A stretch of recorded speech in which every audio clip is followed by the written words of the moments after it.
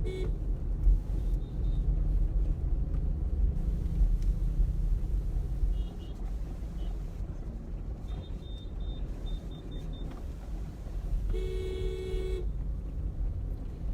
हिंद, वंदे मातरम, भारत माता की जय। सभी फेसबुक मित्रों को मेरा प्रणाम। और मैं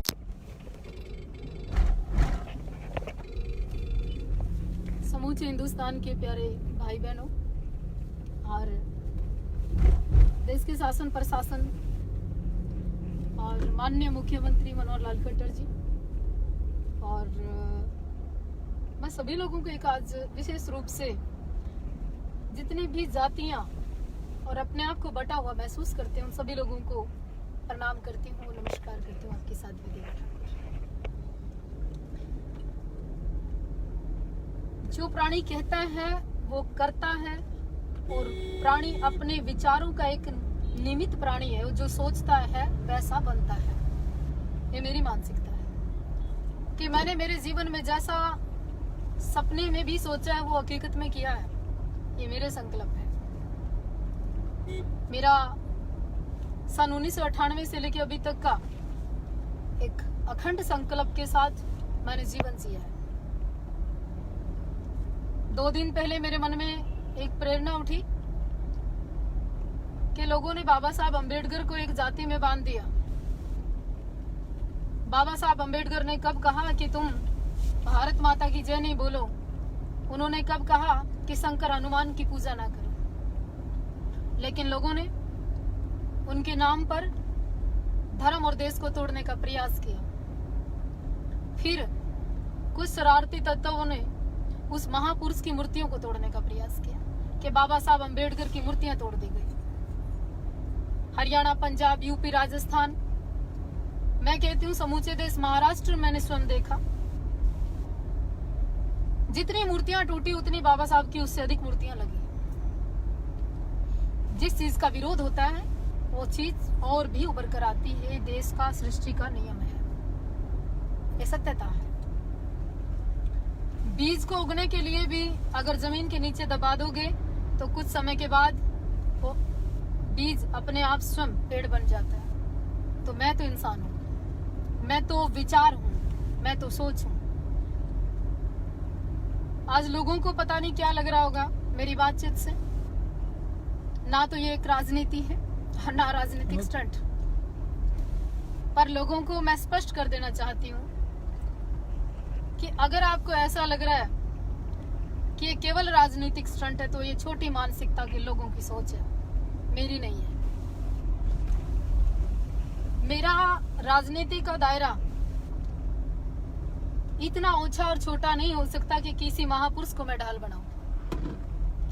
मैं बाबा साहब को या महाराणा प्रताप को या केवल राजपूतों को और केवल राजपूतों को इकट्ठा करके मैं पार्टियां बनाऊं। मेरी सोच इतनी छोटी नहीं हो सकती। दूसरा, मैं एक बात जो मेरे दिल और दिमाग में आई, मैंने ये कार्य और ये कदम क्यों उठाया। आज वहां पे नेटवर्क के कारण लाइव प्रॉपर नहीं हो पा रहा था। काफी संख्या में जिन लोगों को बोला गया था विशेष रूप से वो 100-200 लोग वहां पहुंच गए थे आराम से। मैंने कल भी कहा था लाइव आके कि मुझे हजारों की भीड़ नहीं चाहिए और दूर दराज से किसी को आने की आवश्यकता नहीं।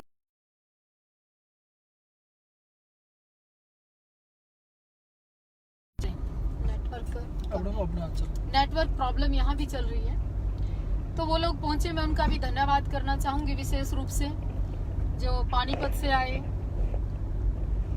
गोहाना से आए, कैथल से आए, नेहा पुंडरी से आई, डॉक्टर करनाल से आई और सोनू फौजी राणा कैथल से आए और जितने भी मेरे युवा भाई करनाल से आए, मैं उनका धन्यवाद करूंगी। पर मैंने वहां जाकर भी एक बात महसूस की और सत्यता मैं कहने से मूर्ति नहीं हूँ, ये मेरे जीवन की खासियत है कि लोगों को जाति पाति में इतना अंधविश्वास है। लोग किसी भी जाति के लोगों के साथ बंद कमरे में बैठकर तो भाईचारे की बात करते हैं कि तू मेरा भाई है, मैं तेरा भाई हूं। लेकिन जब समाज में बात आती है विचार की, तब कोई किसी का भाई नहीं। फिर बात आती है राजनीति की, जब वोट बैंक लेना हो, नेता बनना हो, तो सारा देश उनका भाई हो जाता है, सारे धर्म उनके भाई हो जाते हैं। वोट लेने के बाद, नेता बनने के तुरंत बाद फिर वो किसी एक जाति के हो जाते हैं। ये लोगों की सोच है। प्रधानमंत्री नरेंद्र मोदी जी ने जो आज देश में विचार और सोच को चलाया, आज राष्ट्रपति से लेके और प्रधानमंत्री खुद को अपना परिचय जिस तरह से देते हैं कि मैंने चाय बेचकर मैं यहां तक आया। आज राष्ट्रपति कोविंद जी किस परिवार से और किस जाति से और कहां पहुंचकर, और देश की आज डोर उनके हाथ में है। तो ऐसे लोगों से भी आप अगर प्रेरणा नहीं ले सकते, फिर भी आपको टांग खिंचाई करनी है, फिर भी आपको गलत और भद्दे कमेंट्स करने हैं, फिर भी छोटी सोच दर्शानी है, तो मेरा तो कोई नुकसान है नहीं, लेकिन भला तुम्हारा भी नहीं हो सकता। और जो छोटे मोटे कचरा इधर उधर बकवास करता रहता है, उसकी परवाह मैं कभी किया नहीं करती, क्योंकि सबको पता है कि इसमें कितना दम है। और कई लाख लोग मेरी सोशल मीडिया पर जुड़े हुए हैं। मैं उनसे आज आग्रह करना चाहूंगी, ये राष्ट्र को, देश को और सिख हिंदू को जोड़ने के लिए, और जो जातिगत दंगे लोग करते हैं वो शांति बनाकर रखें। समूचे देश का सिख हिंदुस्तानी है, ना कि पाकिस्तानी है। कई लोगों ने सिखों के ऊपर भद्दी टिप्पणियां की। कल लालड़ू के अंदर कई केस दर्ज हुए। आप ऐसे काम करते क्यों हो जिससे कि दंगे हो? फिर आप बात करते हो कि आपने सिखों की बड़ाई की। धर्म के विषय में आज अगर सिखों को लेकर एक वर्ड बोला तो पूरे देश और विदेश के सिखों ने मुझे सम्मान दिया। आज मैं समूचे हिंदुस्तान और हिंदुओं के लिए कार्य करते हुए पिछले 20 वर्ष हो गए मेरे को। जब रियल में चलने की बात आती है, 2 लीटर पेट्रोल फूकने की बात आती है, समाज के हित में 10 रुपए खर्च करने की बात आती है, या कहीं लाठी डंडे खाने की बात आती है, कमी युवा, कमी नेता, कमी मर्द और कमी दबंग लोग मिलते हैं इस देश में। ये सत्यता है। लेकिन मेरी लड़ाई, मेरी सोच, मेरा मनोबल आज से नहीं, वर्षों पुराना एक्सपीरियंस है मेरे पास। ना मैं घबराती हूँ, ना मैं डरती हूँ। मैं जब तक जीऊंगी, आखिरी सांस तक अपना काम पूर्ण निष्ठा से, पूर्ण ईमानदारी से ऐसे ही करती रहूंगी। ना मेरे कदम पहले रुके, ना अब रुक सकते, क्योंकि मैंने कभी ये नहीं सोचा कि कोई कंधा और चाहिए फिर मैं कोई बैसाखी का सहारा लूं। मैं सक्षम हूं। मैं अपने आप को हर तरीके से मजबूत मानती हूं। इसीलिए बहुत ज्यादा किसी की परवाह ना करते हुए, बहुत ज्यादा लंबा भाषण ना देते हुए, समूचे हिंदुस्तान को एकता का परिचय देने के लिए और देश की अखंडता को कुछ लोगों से खतरा है, जो समुदाय और केवल जाति के नाम पर सम्मेलन करते हैं, उन लोगों से बच कर रही है। प्रधानमंत्री नरेंद्र मोदी जी की सोच को आगे बढ़ाइए, सिर्फ मैं इतना चाहती हूँ। और मैं पूर्ण सहयोग करना चाहती हूँ। और ना ही मेरा चुनाव लड़ने का भी कोई विचार है, और ना ही राजनीति इस तरह से करने का कोई विचार है। ये मैं आपको स्पष्ट कर दूं बिना आपके सवाल के।